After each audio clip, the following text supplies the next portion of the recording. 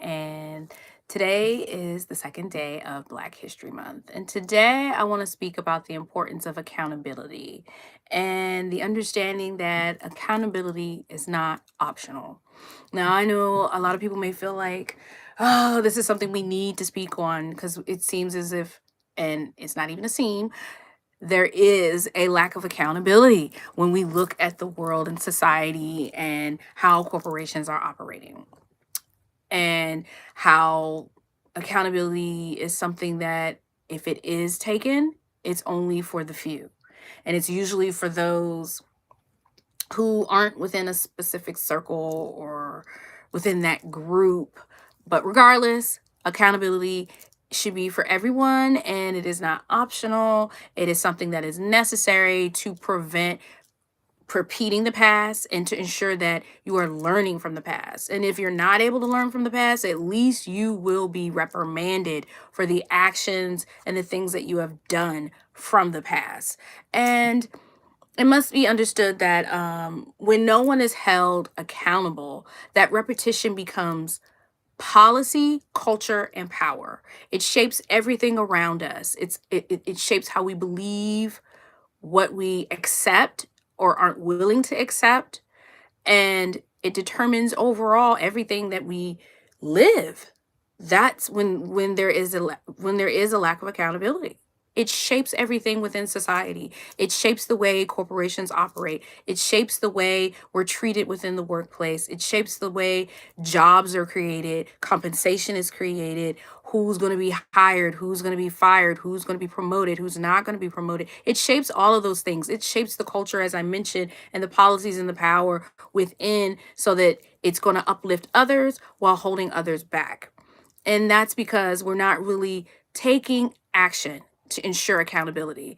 And the way to do that is to call out and give a name to systemic approaches, systemic discrimination, and not just in private conversations, but publicly when necessary, not remaining silent because silence is a form of acceptance, right? So it's important to confront leaders who say the things that they're going to do, right?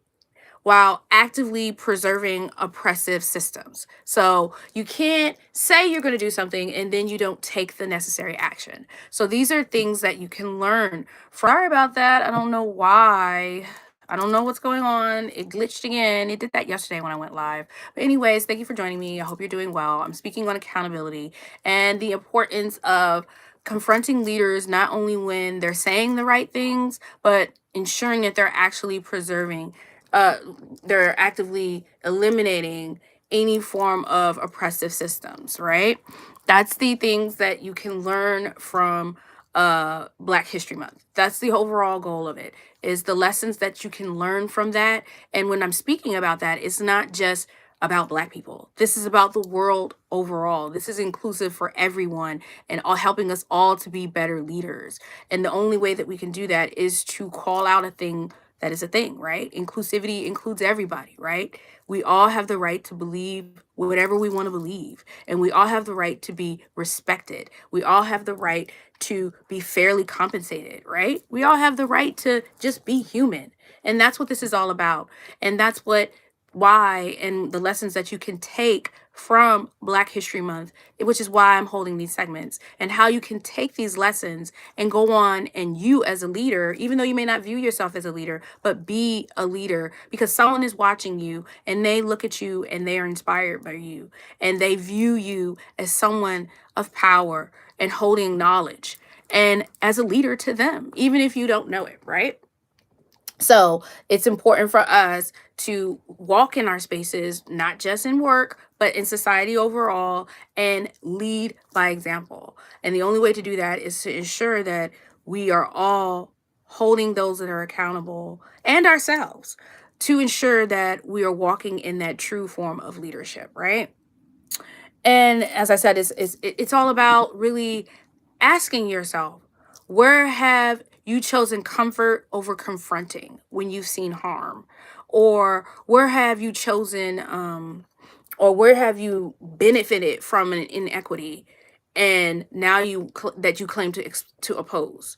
I'm sure that we do it all the time. I mean, we can even look at the workplace. Mind you, I represent HR, right? So you can see how even the president of SHRM, which is the Society of Human Resources Management, is the association that's all about getting the accreditations for people in HR.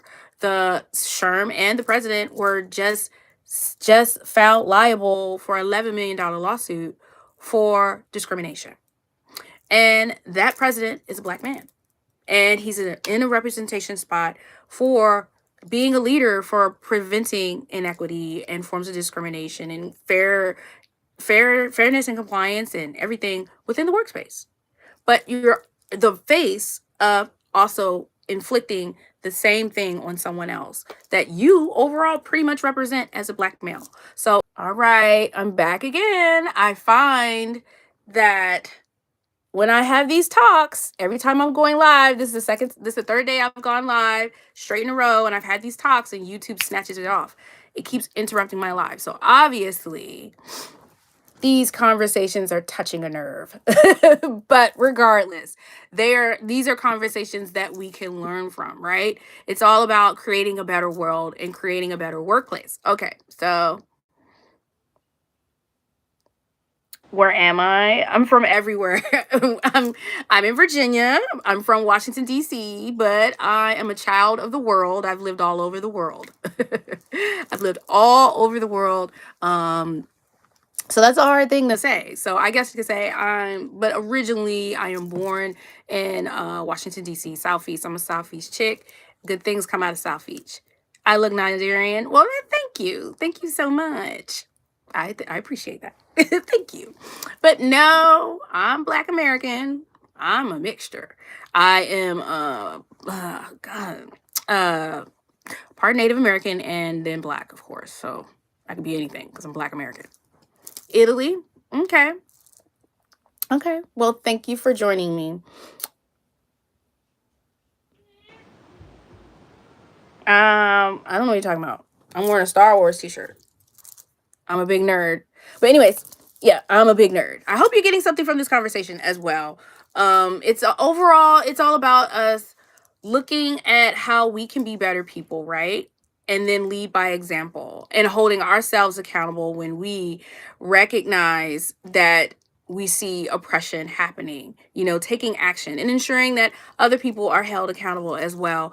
And I think that's the best thing that we can do to ensure a better world. It's all about dismantling systems that are built on exclusion, right? Okay. Quebec, what's up? That's awesome. So you kind of does any of this resonate with you that I'm speaking about? How about that? Because so you're overseas. So when I speak about accountability and lessons being learned from Black History Month, I don't really know. Do you guys celebrate any type of holidays there to help recognize forms of oppression? It doesn't have to just be about Black people. It can be anything. It can be anything. Just the building, the recognition. I know Canada, they have things where they help to remember for Native Americans. Well, not Native Americans because I'm American, but for Indigenous. So like holidays that represent that and ways to learn from that and those forms of oppression to help build a better world, right?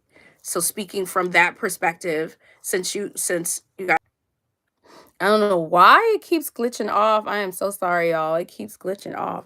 But yeah, I wonder how you guys perceive that.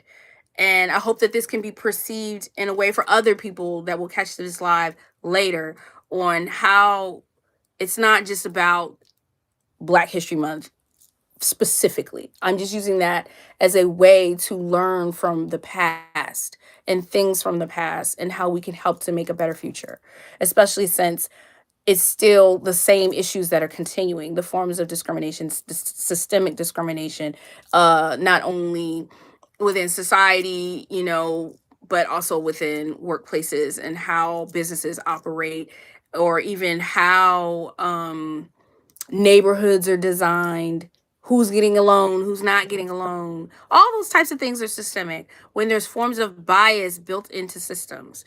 And so this is what I mean when I say accountability and how we're looking at ways to dismantle the systems. And the only ways to do that is to first hold ourselves accountable if we've fallen victim to falling in line, with the rat race of the world, and taking that same approach and not calling it out, or at the same time not speaking up when we know that those changes are needed. And when you speak up, it brings a voice to it and it helps other people to recognize what they may be overlooking. It's very interesting. We are so used to going through the motions of life, right?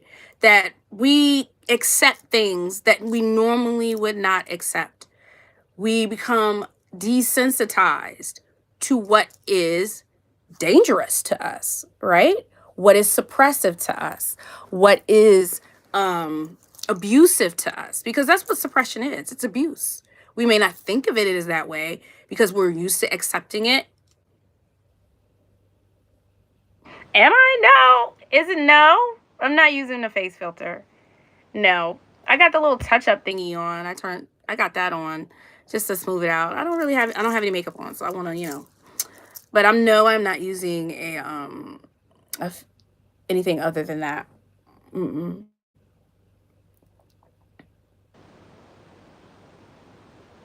I look stretched out. I don't know why it's doing that. That sounds crazy. No, I do not speak French. No. You would think I would, right? My name is Lisa Marie Lee. People always do ask me, do I speak French? Or do I have, like French background or from Louisiana because I'm in America or something like that. But no, I do not. I speak a little bit of Spanish. A little bit of Spanish.